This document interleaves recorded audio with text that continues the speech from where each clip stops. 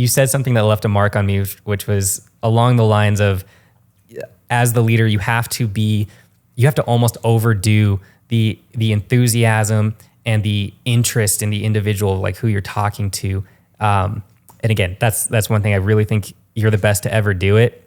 And you speak to someone with just piercing but comforting eye contact. You make them feel like they're the only person in the room, and you leave people with a smile on their face, feeling good about themselves, because you've asked more than just about the job that they've done that day. You've asked what's going on in their lives, and you show them that you care about them on a human level. But is that something you feel is almost innate just because of who your dad is, or do you feel like that's a skill that can be cultivated in a leader? Man, that's awesome that you just said that. Is honestly, that's something I pride myself in. My goal in life is, if I was to distill it down to one thing, is to make people feel special, because they are special and they deserve to feel that way. And that's the way I want people to make me feel. And I think there's so little of that happens in society anymore. And so that's why I think it makes it seem amazing. But that's just the way that I grew up. That's the way I saw my dad conduct himself. So to answer your question, do I think if it's innate or if it's something that you can teach yourself to do? I'm gonna talk out of both sides of my mouth. I think like you can take courses, right? You can take courses on how to have conversations with people, and you can take leadership courses that teach you how to be a manager or whatever. But some of that has to be innate. Like, you have to have a passion for people. And you have to, when you said kind of overdo it, I don't know that that's the case. Like, because that seems forced. That seems fake, right? I mean, that's the fine line to walk. And it has to be genuine. Exactly. Because people know, we are programmed as people to understand the difference between a genuine person and people who are gassing you up, right? Yeah, we have BS meters. 100%. We're all born with it. And we've all experienced enough BS to know what insincerity looks and sounds like. And if you're just trying to gas somebody up, it's like, that comes from the tongue. But true appreciation, that comes from your heart. And people feel that. It's a difference between hearing it and feeling it. And I don't want people to hear what I have to say. I want them to feel what I have to say, because at the end of the day, like, it boils down to gratitude. And you have to start with the foundation of having an attitude of gratitude. And from there, everything else falls into place. 90% of it is just starting with gratitude and understanding that I need you way more than you need me. Like, this job, it'll end. Like, this is a temporary job.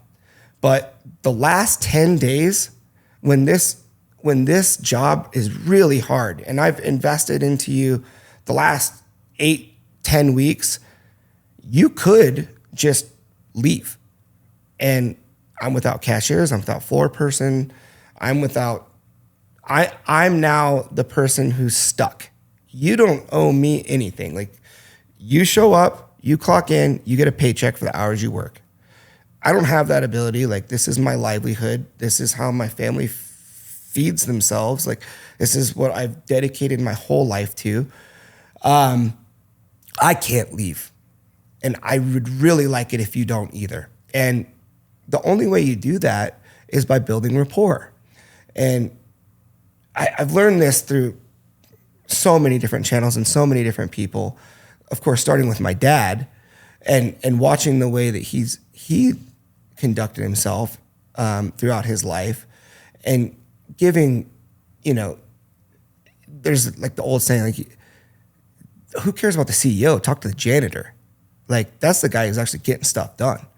And that's how my dad's always been, right? Like, he is the most loyal guy, and every person that he works with, he knows their name. So whether it's at the Verizon store, he's like, oh, that's Gabriel Gonzalez. And then, or the dry cleaner, he knows the dry cleaner's name. He knows every person's name that he converses with on a regular basis.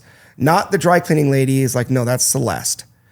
Not the janitor, no, that's Paul. Like, nobody has ever been a position or anything other than their name. And so anyway, I asked my dad, I remember I was in high school and I said, Dad, like, you have this amazing knack for remembering people's names. Like, how do you do that? And he looked at me and he said, CK, names are important to people. In fact, it's one of the most important things that matters to people is their names. You should remember them. I said, well, man, I really struggle with how to do that. Like, how do you do that? He said, well, I struggle with it too. And he's like, I took this Dale Carnegie class back in the 80s that gave me some great ways to do that through anchoring concepts and things like this. And I remember the next day he came and he gave me this book, which I still have. It's this original 1980s. It was the book that he took through his Dale Carnegie class, and he had signed a note on the inside, and he's like, hope you learn as much from this as I did. And the book was called, it was written in 1939 or something. And it's this book called How to Win People How to Win Friends and Influence People. Yep. And I think now I have that book. I never read it. It's like one of the most popular and one of the original like leadership things. And the whole first chapter, it talks about a dog. And basically like how, if you want to know how to make friends, like look at dogs. Because take a dog to a dog park, by the end of the day, like that dog's going to be friends with all those dogs. And so it leads kind of with that. And then it talks about just basic principles, which a lot of them honestly just come naturally to me because of my upbringing and who my family is. Of course, those type of things you can learn those and you can program your brain to give a crap about those and to concentrate on those. But like, if you don't first start with the foundation of being just grateful, you're going to be a rather uninfluential leader because, you know, before I was a leader, I was an employee, and I'm still an employee to this day. And I can tell you that the thing that I long for when I'm working under somebody is to be appreciated. Like, I think that's a basic human want, right? And it may be the most basic is just to be appreciated. And so many times I see people who lack the ability to appreciate it. Like, it seems like they can't be empathetic. And if you can't truly appreciate and be grateful for somebody, like, how can you lead them? And the other thing that has been pivotal to me is, so I now work at a small but growing local home builder here in Albuquerque, and the owners of that company are two men who have become some of my best friends, but they've also become incredible mentors to me because I look up to the way that they lead. And the amount of love and energy that they've poured into me over the last 12 years that I've been here. And I remember Brian, specifically one of the owners, he had taken me out to Las Vegas for this building convention show. And the most amazing trip, like he took me to the most highfalutin, high dollar steakhouse that you could ever go to. It was the best steak I've ever had.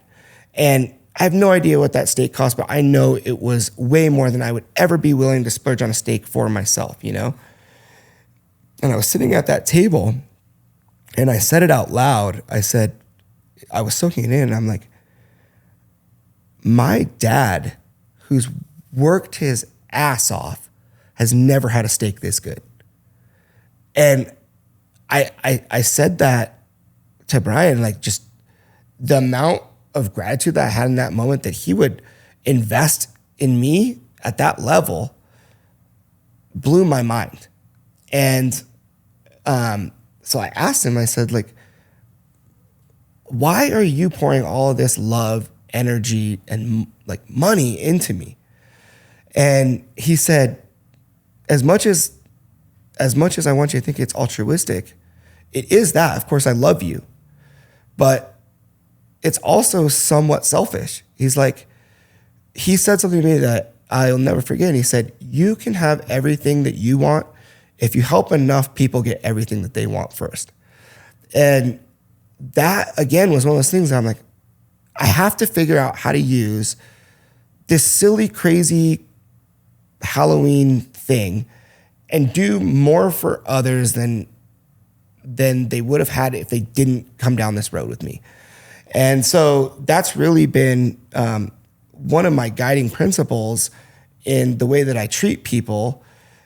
When I have a conversation with you, I mean it. You're the only person that I'm having a conversation with at that time. And you should feel like you're the only person that I care about, because in that moment you are.